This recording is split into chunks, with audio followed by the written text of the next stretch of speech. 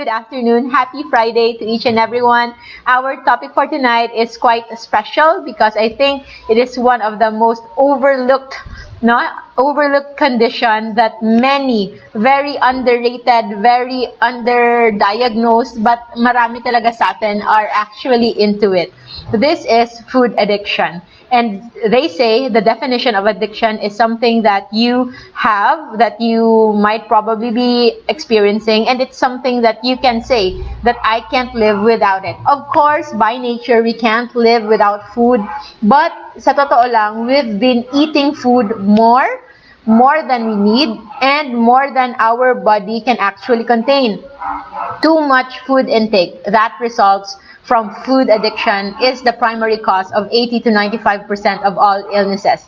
Yung mga 5% ng illnesses na nasa hospital are actually brought about by trauma, meaning accidents, especially yung mga nagmumotor, hindi gumagamit ng seatbelt, hindi gumagamit ng helmet. So those are accidents or sometimes physical injuries arising from, say, for example, mauling na M-A-U-L-I-N-G, hindi M-A-L-L-I-N-G, ibang-kaiba yon. So mauling or violence, starting from that, can result to physical injury. But the rest of the illness, may it be heart attack, diabetes, even a simple infection of the foot, sometimes the underlying cause actually is a poor immune status, a poor immune system that already complicate that simple injury or simple na sugat sa paa, and that results already into even as worse as amputation. Yes, may mga sugat sa paa na kailangan na talagang putulin because of its complications, or else if we won't do that, you are risking patients, risking the patient to sepsis or generalized infection na hindi na makayanan ng katawan, and that can lead to mortality, and yes, they can succumb to death. So ano ang root cause niyan? So root cause is usually related to modern day lifestyle, which is modern day intake of modern day foods, So ano ang mga modern day foods, and why are we addicted to them? And first, how do we know if we are addicted to them? So those are the topics that we will discuss, and of course, hindi naman pwede na malaman lang natin that it exists. What is more important is to know how to combat it, but how to manage it per se will definitely start by recognizing if we have it or our loved ones, if we have it as well. So before we proceed, I would like to say hi, especially sa mga first ones na nandito nag-live. So maraming salamat. Buti na lang at hindi pa napunta ng 10 minutes akong nagsasalita na wala palang audio. Thank you for reminder and for very, very apt na pag-comment, So na-correct ka agad natin. Thank you so much. Of course, Sir Rom J, my friend from Luzon. IC Dingkong here in Bacolod. Jerry Reyes sa Bandal. Maraming salamat. Rhea Salamanca. I hope the audio is clear now. Thank you so much for confirming. And of course, my brother-in-law Ryan Poncardas. Thank you so much. And March, maraming salamat for confirming that we are already good. Thank you so much. Good afternoon. Gina de Guzman Meneses, maraming salamat. Watching from India. Wow, that's so nice. So we are now most of our viewers right now is in Tagalog. We are live also in Global TV Network. So on Mondays and Wednesdays, we are somewhat in all English, somewhat because we are catering on international audiences. But with Friday, mostly Filipino, so kahit Bisaya, Ilonggo, Hiligaynon, we can do that. But we are speaking English, Taglish mostly. But if you want Bisaya, we can do that as well, so that it can be understood by as many. And of course, shout out to my patient this afternoon, maraming salamat. Jolak Samana, maraming salamat. And I really wish that we can have our next follow-up session with all the better lab results for you. I'm quite sure that you're gonna do great because you're already on the right track. Kit Villar Haka, maraming salamat din po. And Nora Ramirez, watching from Lucena City. Thank you so much. So, to start, what is sugar addiction? And of course, pahabol pa pala si Margaret Salt Salting Mangawang from La Union, and from Bulacan, Umo Jamel Basher. Thank you so much. Maraming salamat for watching. And if you are interested with today's topic and you think your loved one might be interested or is going through the same thing as well, kindly share this to your timeline and to your family and friends, or kahit sa messenger, let them know that it exists. Kasi minsan, the first and saddest thing about food addiction is that unrecognition. Kasi yung alam natin na addiction, nasa alcohol lang, nasa illegal drugs lang, even certain vices like sweets, no? Ano pa bang ibang vices? Marami yan eh. It could be, yung iba hindi na nagsusmoke ng cigarette, but they are also into like vapes, no? So it's more on the habit. It becomes a habit that you cannot live without. Yung sinasabi natin, something you cannot live without, but essentially, hindi kailangan ng katawan natin. So, food addiction actually is somewhat on the gray area kasi by nature, kailangan naman talaga natin ng pagkain as a sustenance. We can't live definitely without food. But there is a fine line between what we need for sustenance, enough para mabuhay tayo, and what we consume that is already too much in our body. So, whenever you are already taking in something na alam mong nakakasama sa sarili mo, nakakasama sa pamilya mo, nakakasama sa relationships mo, at nakakasama kahit sa trabaho mo, and yet you continue to do that, then that is already addiction. So how come you can have a food addiction? If you are already eating too much, that is already jeopardizing these aspects in your life. Your self-image, your own, oh, that's my baby boy. That's my baby boy. Loki boy. Nandito na pala si Loki boy. Si Loki boy yan. So, that's my nephew, Loki boy. Dumating na pa sila ng kuya ko. So, and relationship with your family. So, if you're eating foods, no, na alam mong nakakasama sa health mo. So, if it's already bothering your health, it's already risking your life in general. So, if you know na nakakasama siya, it is risking your relationship with your loved ones, given that you will probably get sick, you will probably need some help, you'll be dependent, you'll be bedridden for after quite some time kapag pinagpatuloy mo yan. You will even be off to work or parati ka na naka-sick leave. So all these is already causing damage. So if you recognize that that habit of food intake is already too much, that's causing damage with these important aspects of your life, it's already called an addiction. But if you are functioning well at feeling more objectively, of course, no, we want to be as objective as possible. So if you are taking in, like, I think I just received one comment in my previous post, no, regarding the nuts, no, because I posted on nuts, because recently I engaged in a 21 sweet-free life. So sweet-free, kahit keto approved sweetener, kahit stevia, kahit allulose, even we have that in our store in LCF Essentials PH, and also kahit we bake low-carb donuts, low-carb goodies, but I didn't eat any of those because I want to see if I can survive without them. And surprisingly, I know I can survive because I've experienced it last 2019, almost the whole year of 2019. Hindi talaga kami nagsusweet sa bahay. We engage into that, and we come to terms with the fact na we can actually enjoy foods kahit walang sweets, no? So it's good. It was, but it's 2020 happened just like how 2020 happened to each and every one of us, na parang na-put on hold lahat or nag-iba yung routine natin. And I'm glad that that 21 day ended actually yesterday, January 28th, and I survived it. And it was somewhat a breeze, no? It is good that your family and loved ones know about it so that walang unnecessary pressure na para ma-pressure tayo to eat things that we are still struggling to say no to. So, it is important to recognize food addiction. So, merong nag-comment doon, how about nuts? Kasi daw, kapag yung aminado daw siyang nut addict, no? So, addict siya sa nuts, and she can eat half kilo, 500 grams in one sitting. I think I can do that as well. If only I'm in OMAD, kapag wala akong ibang kinakain, I can do that. So, half kilo is just our capacity with our stomach actually can reach about 1 liter or 1 kilo. But of course, with water, with everything else. So, awareness is the key. So even if you can consume that in one sitting, you are sure to have nuts preference, no? Meron kang preponderance or preference, special preference for nuts. But the question is, kapag walang nuts, nababaliw ka ba? Kapag walang nuts, naghahanap ka ba talaga? Hindi ka ba makapag-function kapag walang nuts? If ever, yes, so maybe you are a nut addict. But if ever meron ka lang idea of control issues, like hindi mo makontrol yung sarili mo, kapag nasa harap mo na yung nuts, then it could just be an issue of self-control, okay, and idea of moderation.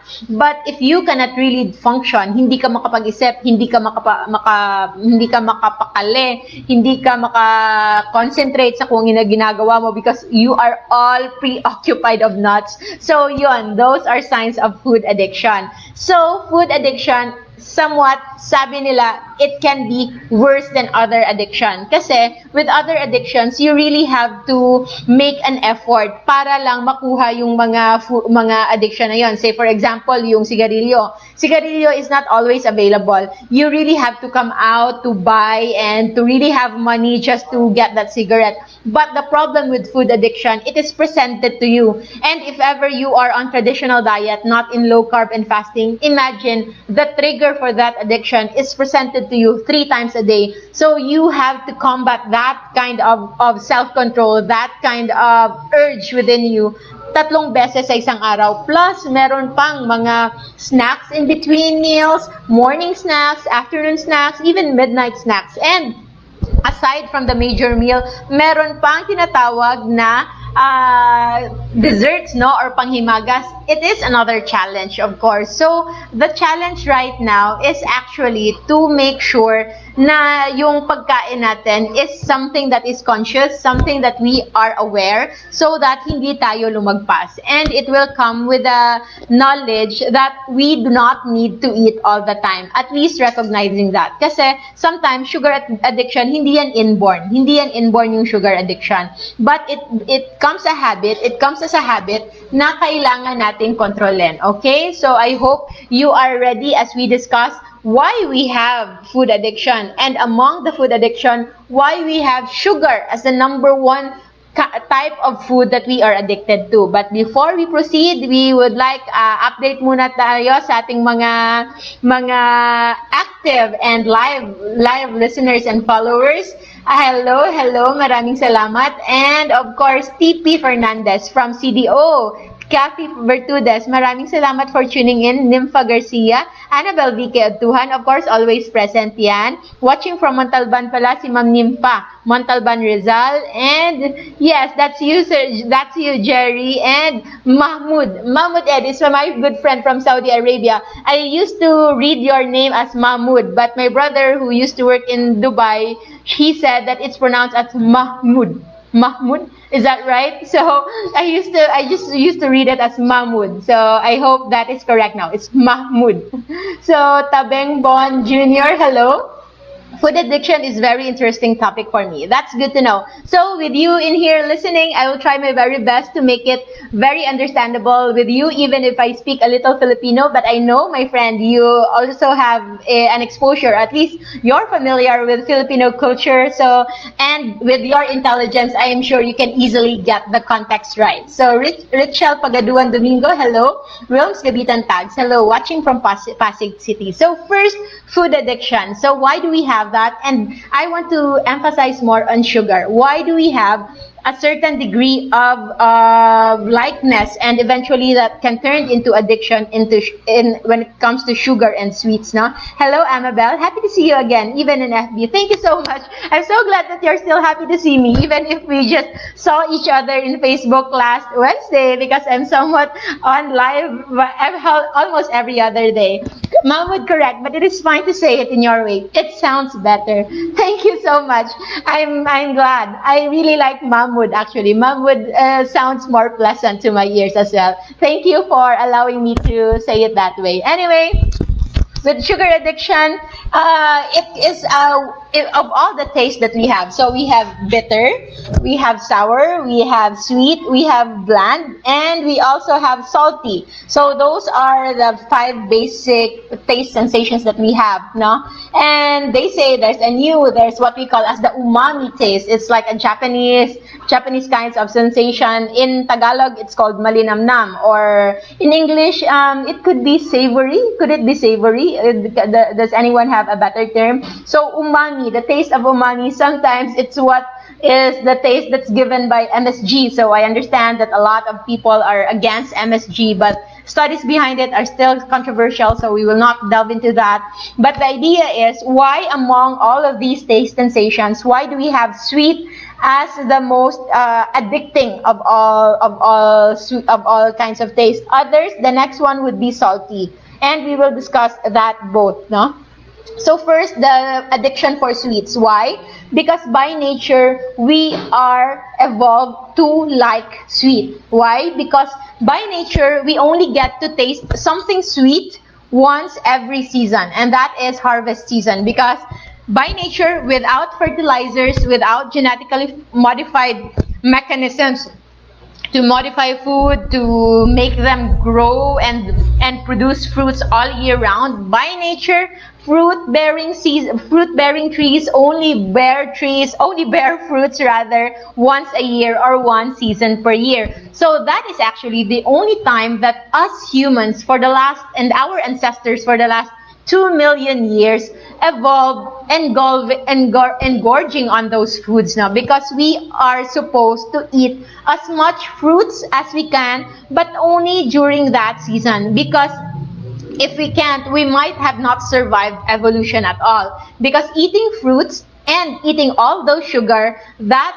span of time, on that certain maximum, maybe 25% of the year, is our opportunity to bulk up, to increase our insulin and store extra fats in preparation for the times of expected fasting or expected famine or expected times of starvation. Because starvation, it was then starvation because it was not intentional until such time that our body adapted to it. And right now, we are making it a conscious effort to say no to foods even if it's available. So that is already fasting. So fasting and starvation is different when it comes to control. Starvation is you do not have control over what is available, over if it's going to be feasting time or fasting time. But fasting, you are in control. You can eat anytime you want, but it's just that you are consciously saying no to foods for the purposes, of course, of healing, discipline, spiritual purposes, or whatever reason you might have for fasting. So sweets are inclined or is ingrained in our DNA for us to like that. Even children, we are, that is the natural taste that we are born to like, because supposedly we are supposed to get the opportunity, to grab the opportunity whenever something sweet is available so that we can take it. The only natural sweet in wildlife, in nature before, are the ones in fruits and honey. But honey is not abundant as it is now. It doesn't used to be abundant and available every day. As hunters and gatherers, as cavemen, yung honey, they can be available maybe once every 6 months.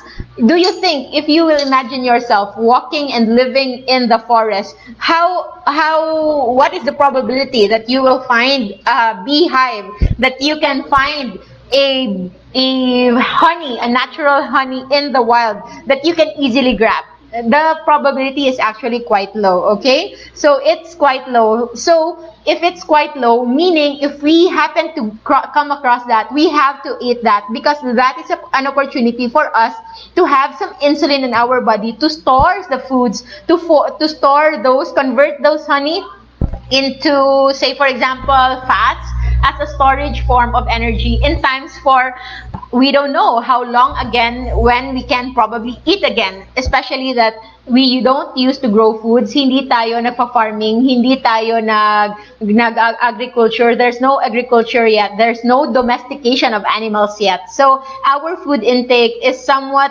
very, very uncertain. We might not know when we will have our next meal yet. So every opportunity that there is something, grab that opportunity. However, because of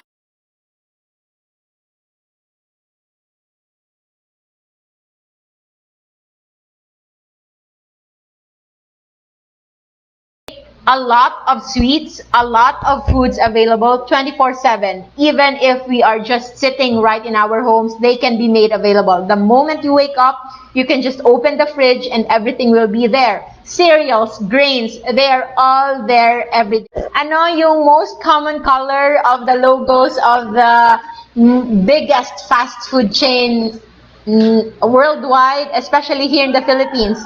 I will not say their names, but if you can tell me their names of the brand and of course yung kulay ng kanilang logo, that could help us a lot.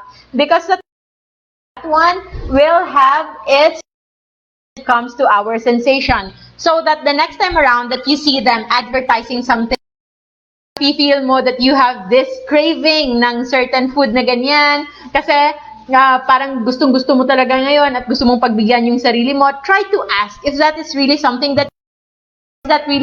nagkailangan ng katawan mo, or baka you were just a victim of a very, very good advertising and marketing scheme. And that has something to do with colors as well.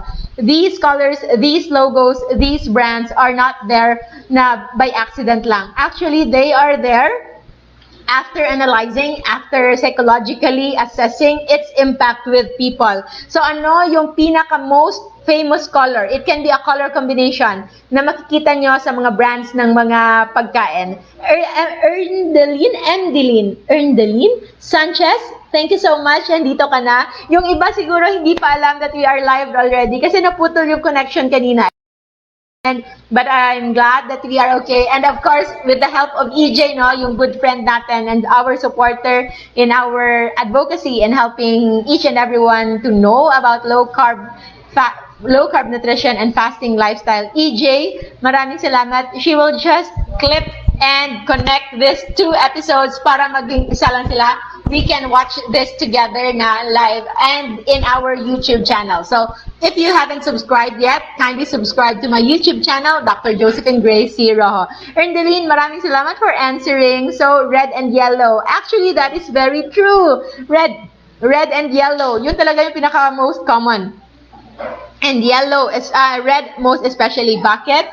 Because red will actually signify meat, no? We are meat eaters. Kaya sa mga taong nagsasabi that we are vegan eaters, that we are vegetarian eaters by nature, I don't believe that. We have canine for a reason, but we also have flat teeth to chew on it, to churn on it on certain food. So I believe we are really omnivores. We are both grass eaters or plant-based eaters, and at the same time meat eaters. That's why we have these canine. And our nature has its own likeness, also its own natural craving for red, because red will signify meat, and meat will signify food, and with food signifies survival. So that's why we are actually naturally would be attracted to those food products or those food marketers na merong red sa kanilang logo. Yellow still, it has still something to do with food, no? So usually ang mga logo sa mga pagkain, it could be red, yellow to brown, something that can be directly associated to with the natural food of humans. So yon ay mga red talaga, and something earth colors or something meat colors. Kaya medyo ngayon, of course, because of modernization and because of marketing at lahat-lahat, we are now able to accept food colors that are way off, no? But for example, for young babies, for young children, if you give them food that are purple or blue in color, they will not easily eat it. even sometimes greens, no? Because greens are double. Hindi siya always safe. There are a lot of poisons in the plant kingdom na hindi talaga pwedeng kainin, not palatable for humans. Hindi siya pwede kainin, not edible at all. That's why between the colorful ones, the purple, the green, the blue, red, and yellow are the safer ones because they are of the animal-based diet, which are safer actually for humans to consume. But I understand where the vegans and vegetarians are coming from, and I agree also. We can actually benefit from vegan, largely plant-based food, but not all the time. We can indulge in, say, for example, carnivore eating, carnivore eating, but not sustainably, not every day, not eating at least 3 times a day, because by nature, again, we are not built to eat every day. If we try to mimic our ancestors' way of life, they only eat once, maximum twice in a day, because it will take so much energy and so much effort to hunt twice in a day, because when they eat food, they hunt and they share it with the tribe, just enough for the whole tribe to consume for that day. And comes the next day, oftentimes the hunting is not that lucky. They don't get to hunt successfully each day. Minsan, isang beses, dalawang beses, at maximum siguro, kahit everyday, pinaka-maximum na nakakahuli sila ng successful hunt everyday for the next week, no? So you can see, in between those na hindi successful yung hunt, that's the time that they can probably eat on the greens and the produce that are available on their surroundings. So hindi yon yung mga pananim or rice na tumutubo, because it will take so much time before they can have those rice. Just the certain root crops, seeds na available, only available yung all year round, hindi yung available parate. So food addiction, actually, hindi natin mabe-blame basta-basta yung mga sarili natin if we have that. Because it is built in our DNA. We are built to love foods. Kasi kapag hindi tayo mahilig sa food, baka hindi tayo dumating sa situation na to. We could have not survived the long hauls of human evolution if we are not naturally inclined to love food. It's just that, since we already reached this point, what set us apart as humans compared to animal kingdom, to the rest of the animal kingdom rather, what makes us human, what makes us special, and what set us apart is that we could actually act beyond our instinct. We can act beyond our reflexes. Hindi tayo, kahit meron tayong innate capacity to do that, innate urge to do certain things, but pwede natin i-override with enough knowledge. So now, we already know that eating all the time is not sustainable, because our natural likeness for eating is brought about by the premise, by the experience of 2 million years of evolution na hindi always available yung food. So ngayon, na always na siyang available, kahit hindi pa yan ganon ka nutritious na food, but any food at all is already available. So we have the responsibility to override or take control of our consciousness. Hindi pwedeng pabayaan lang natin ang ating instinct, ang ating sarili, ang ating mga marurupok na puso when it comes to food, na kainin lang lahat ng nandyan. Gone are the days that we eat until ubusin lahat. If you are the type na uubusin lahat, so might as well prepare just enough para kapag tapos na talaga. So, our food addiction will actually came in from an instinctive need. It was brought about by evolution na kailangan natin i-grab yung opportunity na merong pagkain so that hindi tayo magutuman. So, I think that is quite clear. So, after that, we will discuss more on how to combat food addiction, to make it a sustainable part para hindi naman tayo mabiktima, kasi those na mga nabibikta naman ng food addiction are already succumbing to so many illness that is brought about by too much food intake, especially the wrong kind of food na kinakain natin. So, Sir Ani, thank you so much for tuning in. Maraming salamat po for always supporting Annabelle. I'm so glad na nakahabol ka with our part 2 kasi naputol yung connection natin. I'm not sure if it's the connection here or is it the rain kasi umuulan ngayon dito. May bagyo ba? I'm not so sure. Wala akong balita lately. EJ, of course, thank you so much. Maraming salamat in advance, EJ, my dear. Kenverly, Grindulo, red, yellow, and orange colors. May trigger hunger. Parang nabasa ko yan noon dati, Doc. I wonder if it's true. Yes, that is true. So, if you listen to what I said a while ago, those colors are actually mimicking the natural food ng humans, which is meat. Meat colors will range from yellow, orange to red, especially if they are cooked and even uncooked, because there is actually a large part of our evolution na kumakain tayo ng raw meat, no? So, hindi ka, what we say, OA, or hindi ka off, or hindi ka kakaiba if you love rare steak. Because there was a time in our history na rare talaga yung kinakain natin. Hilaw. It's discovery of fire that we've come to appreciate, and food na niluluto. And that discovery of fire actually was the needed acceleration phase to make us become the advanced thinkers that we are today. Our brain is just small compared to, say, for example, the brain of an elephant, because the elephant is too large. But the number of neurons and the number of connections of the human brain is the most number, is the ones that with the most number as compared to other animals in the animal kingdom. So that trigger colors, red, yellow, and orange, is actually very instinctive. It's very natural. If you think you have like trigger colors like blue or purple, actually hindi na yan instinctive. It's what we call as learned color. So other kind of learned taste. So we already talked about sweetness. The other one is salt. Salty cravings for salt is still biological. Kailangan pa rin yan. We will get into that in a while. But other forms of cravings like sour and bitter, ano pa ba yung mga hinahanap na lasa?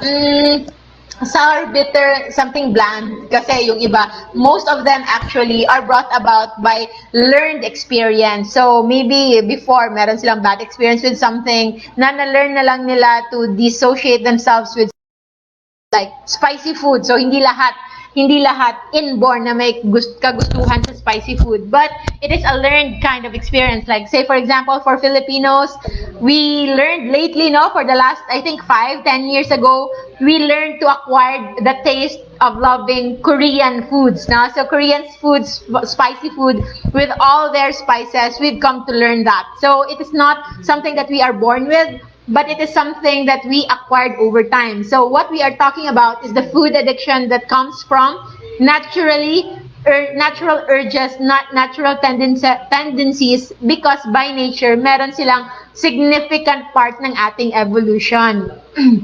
So, Ronald de Mayuga 42, hello. Hi to everyone. Dennis Lawaan, thank you so much, Doc, from Cainta Rizal. Mel Garcia, kala ko tapos na, biglang nawala kasi akala ko rin nga. So, good thing the connection was reset and we were able to push through.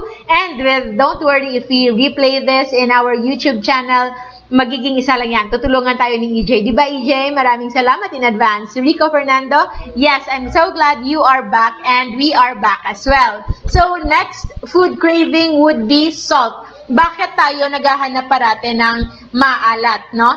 So first, we don't just crave saltiness out of the blue, no? But if ever we do, it's actually brought about by need for sodium chloride. Sodium chloride will something that is naturally kailangan natin sa atin.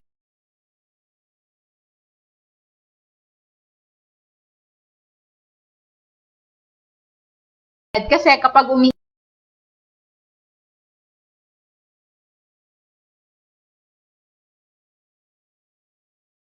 the idea na kailangan talaga natin 8 glasses of water. Actually, we don't. Surprise, surprise. We don't need 8 glasses of water. There's no hardcore science to back it up. We can drink when we are thirsty. We can increase our water intake depending on our activity. We can increase our food intake depending on the environment. If it's too hot, if it's too humid, if you are risking yourself from dehydration. But if you are living a very sedentary life, you are living in a very cool place, you are not moving a muscle, and you are not eating so much, like for example, you are fasting, you actually don't need so much water. Your water intake will be based on your day's activity, okay? So with salt, it is something that we need because kahit nga parati tayong umiinom ng water, hindi lang water yung iniihi natin. Whenever we urinate, we also urinate salt with it. We cannot urinate pure water, but whenever we urinate, salt goes with it. So there's a dictum that where salt goes, water follows. However, what will happen if you've been just drinking water? Parati kang umiinom ng tubig, pero hindi ka nag-upscale or hindi ka umiinom ng salt kasi nga takot ka. Kasi yun yung pinalaki sa atin na bawal yung salt, bawal yung ganyan kasi hindi siya maganda sa katawan. I tell you, and it's been proven and tested, salt is not bad in our body. Salt only becomes bad if your kidney is already damaged by sugar. So, sugar is the culprit. The pure, white, and deadly, another title of the book yan, is actually not salt, but it is sugar. So, salt is okay because naturally we need salt more than any other supplements in our system, but it is salt that we need. So, if you have cravings for salt, try to ask. Maybe you are already at risk of hyponatremia or baka low na talaga yung salt mo. So, whenever you have that craving, instead of looking for curls, for chips na very salt-loaded, hindi lang siya salt but also loaded with carbohydrates kasi yung corn chips is made of carbohydrate, potato chips is made of carbohydrates, may kasama pang MSG at maraming hidden sugars yan. Because every product that is considered as your favorite and used to be my favorite are actually past what we call as the bliss point. Bliss point is yan yung panlasa na ginegauge nila, na papatok sa buyers. Bliss point will never reach its bliss point kapag walang sugar. There should be a certain amount of sweet in there for us to really like it, or else hindi siya bebenta. So, but that bliss point could be addiction. So, wag paloko. Kapag you have a salt craving, instead of going for those packaged curls and chips na nakaka-feeling natin, nakaka-satisfy sa atin, just go for direct salt. Pwede siyang table salt, rock salt, iodized salt, pink salt, sea salt, kahit anong salt pa yan. Sodium chloride, they are not better or lower quality than the other. Any salt is good. Wala tayong promote na salt. Personally, bumibili ako ng pink salt kasi maganda siya sa aking paningin. So, my eyes, especially the grandiose, kasi pinapapa ko lang siya. I don't need to taste the whole thing going through my tongue so that ma-enjoy ko siya na parang tablets lang. But other than that, it's just a personal preference pero hindi siya kailangan. Kahit medyo brown pa yung salt na nabibili mo sa palengke, as long as it is clean, of course, and most likely it is clean kasi microorganisms cannot survive in salt. Kasi kaya nga ginagawang preservative ang salt. Kasi it's toxic for microorganisms to live. Hindi sila mabubuhay dyan. So, mostly, of course, merong talagang mga marurumi, like hindi masyadong nalinis during processing. So, you just choose the ones that are somewhat malinis naman tingnan. Mata-mata lang, tingnan lang. So, it's good, no? It's good that we know that. How about other food cravings na wala sa something salty and wala rin sa something sweet? So, you can actually think that it could be something else. You might be lacking certain micronutrients and electrolytes. One of the most common, aside from water, kasi sometimes yung iba, na-under naman yung water intake nila. So, if their water intake is also too low, meron din silang risk of dehydration. And sometimes, our brain cannot detect between thirst and real hunger and sometimes need for just isolated electrolytes. So, if you think your salt intake is already enough and your water intake is also enough, you can check upon your magnesium intake. So, magnesium supplements is something that I usually recognize for people to have, especially if they don't take or eat as much as varied foods with lots of magnesium in it. Nuts is actually rich in magnesium. So, no, na medyo na-addict daw sa nuts, you can try to think, baka kulang ka lang nag-magnesium because our cravings actually initially is provided or is there because of a nutritional need. So if you are really craving for nuts, baka kulang ka lang sa magnesium. So kasi yung magnesium, 'di ba, sabi ko, yung sodium is the most abundant electrolyte in our body. Magnesium is also equally important. It is actually very important na kasama siya sa more than 300 biochemical process in our body. So parati siyang ginagamit. Kaya kapag parati siyang ginagamit, parati din siyang nawawala. And it is natural for us to supposedly have high intake of magnesium kasi noong unang panahon, our water coming naturally from streams, coming from spring waters, they are all very high in minerals, including magnesium. However, with the purification process, para malinis yung tubig natin, dumaan tayo sa cholera na phase na maraming namamatay with unsanitary water. We now have very safe water, very clean water, however, devoid of minerals and electrolytes that we need. So, it is good since hindi naman tayo bumalik backwards, no, para kumuha talaga sa bukid ng ating maiinom na water. We can just benefit from supplements including magnesium. So, magnesium supplements, kung magtatanong dyan, meron yung 200 milligrams, 400 milligrams. If you wanna make sure, just take the 400 milligrams. If you think you want to eat the magnesiums coming from your food, so you can just take 200 milligrams. It's better to take them at bedtime because it will also have a relaxing effect, kaya mas maganda yung tulog, and also it can have an improvement when it comes to bowel intake, no? Bowel movement. So magnesium hydrate, magnesium glycinate, magnesium sulfate, marami yan. For supplemental dose, you can just go with magnesium citrate. But kapag nagda-diarrhea ka, parang nag-LBM ka na with magnesium citrate, you can just convert it into magnesium glycinate, okay? So, kailangan yan. That's good to know, Doc. I need magnesium is what I needed to combat my nut cravings. Yes, that is good. Actually, meron akong magnesium kapag mahilig din ako sa nuts. As you can see, ginagawa ko nga siyang desserts, no?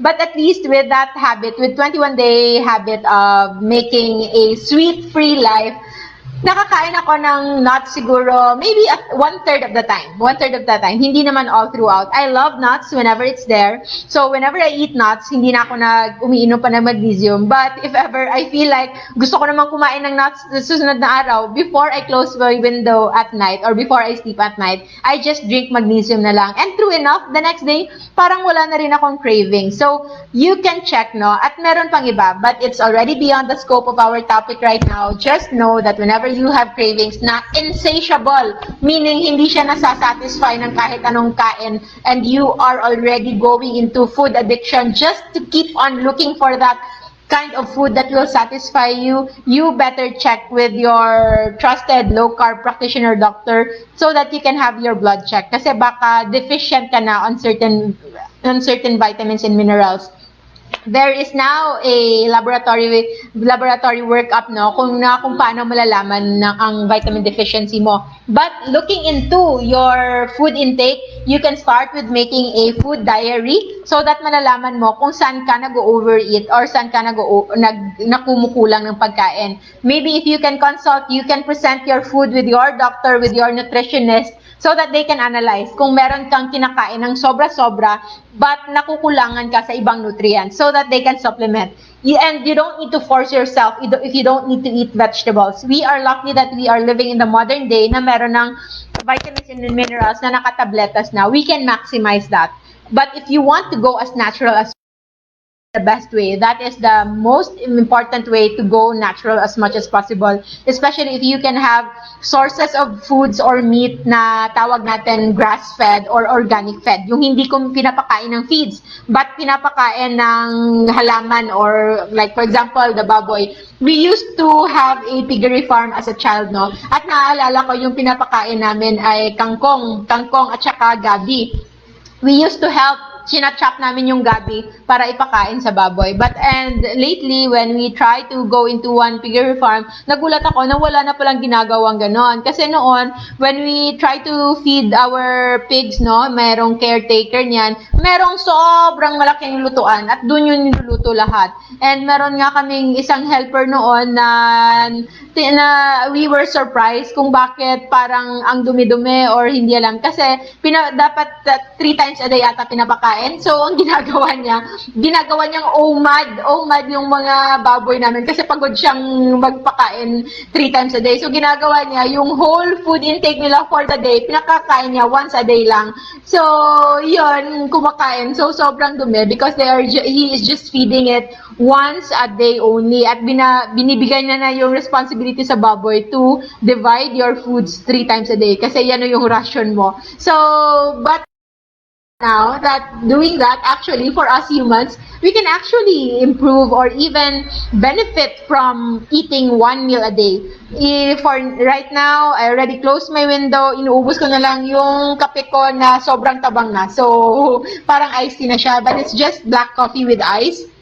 And that's what I took this evening after yung ginawa kong nuts and mostly meat na umad ko today after 25 hours of fasting. So one way they say to combat food addiction is to recognize that it exists and to find the root cause of your food addiction, because sometimes it could just be nutritional needs, but other needs, most food addiction or most psychological or psychiatric condition relating to food, or what we call as eating disorders, is not actually about food, but it has a psychiatric or psychological root, no, na kailangan i-deal. So it could be trauma, it could be certain kinds of abuse, certain kinds of mga experiences in the past that food became the source of comfort. So if you think you have that, be afraid to seek consult now. We have very good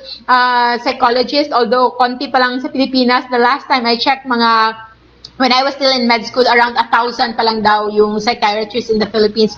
Baka ngayon, dumami na rin. I have lots of batchmates in med school who went into psychiatry. I also have good friends who are practicing psychiatrists. If you think you need, let me know and I can refer them to you. They do online consult right now, so pwede talaga. I have friends who are psychiatrists who practice in Cebu and also in Manila, so I can refer you if you need, no? Kasi if you think you are having trouble already, if it's already causing troubles and problems with your day-to-day life, it's good to seek proper consult. But I think our time is almost up. I hope you get to learn something from today's episode. Before we end, let me see. Check muna natin sino mga nagchichika natin dito. So, Berna Vinson, hello, nakikinig dito kami sa Dubai. Hello from I love Dubai. One of the most beautiful talaga yung place ng Dubai. Sabi nga nila, it's like the Disneyland for adults. Lahat ng gusto mong pwedeng gawin sa Dubai. Iba talagang world dun. It's certainly we would like to come back soon. No? Meron nga kami sanang trip to Dubai last year, kaya lang with the pandemic and all. Sige lang, the universe has better plans. And Macentaro Aloe Vera, we used to have a home away from home in QC because my sister used to live there sa Kamuning, no? So, alam namin ang Kamuning area, going to Kamuning Market, at sa EDSA, going to ABS, GMA, yan yung route namin. Nilalakad namin yan every day. So, Chloe, my dear, that's what I do now. I learned from you, drink when thirsty. Yes, of course, drink when thirsty. And ngayon nga, I realized na sobrang dami naming mga insulated water bottles right now. At nakatambay na lang sila sa bahay. We seldom get to have them. At most, no, kasi kayang-kaya na. Even if you are thirsty, but kapag walang water available around, you know that you are okay. Hindi ka parang mababal. You know your body can take that. Ryan Porcaldas, Doc, that means tama pala, lola ko. Dapat walang timpla yung pagkain. Dapat asin lang. Yes, actually. The simpler the meals cook, no? Just salt and pepper, kahit asin nga lang, it's good na. Savory kasi ngayon, lalo na mabibilis yung mga flavor mix. Yes.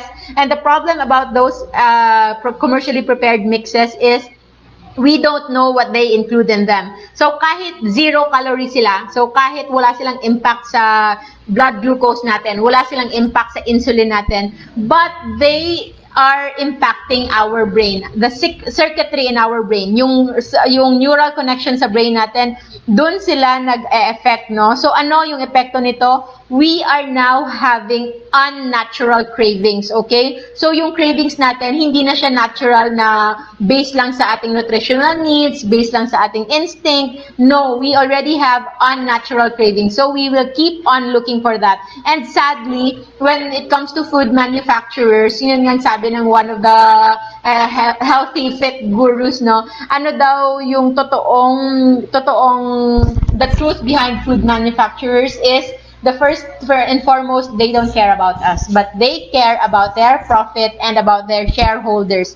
So what they want is not the food that we just like, but the food that we will forever crave for, so that their profit will keep on growing. So hindi naman natin sila masisisi because that's business. But the decision is ours. Hindi natin sila masisisi because there will always be there, no? Parating nandyan. But the option for us to say yes or to no is still up to us. So, wag mag-blame ng iba. Don't blame others. Take account, take responsibility of your decisions, and start by looking into. Kapag nakikita ka ng cravings, try to check again if it's really a nutritional craving or baka nabiktima ka lang ng sobrang ganda, multi-million marketing ads na kasama pa ang paboritong artista mo para magkakaroon ka ng craving na ganito, tulad ng crisscross fries.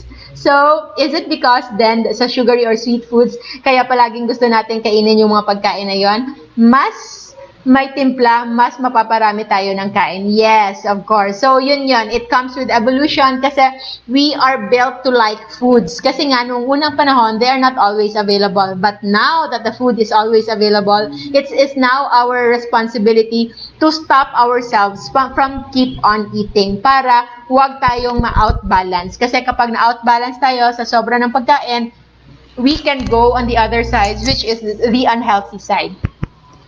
So, Jerry Reyes, that's good.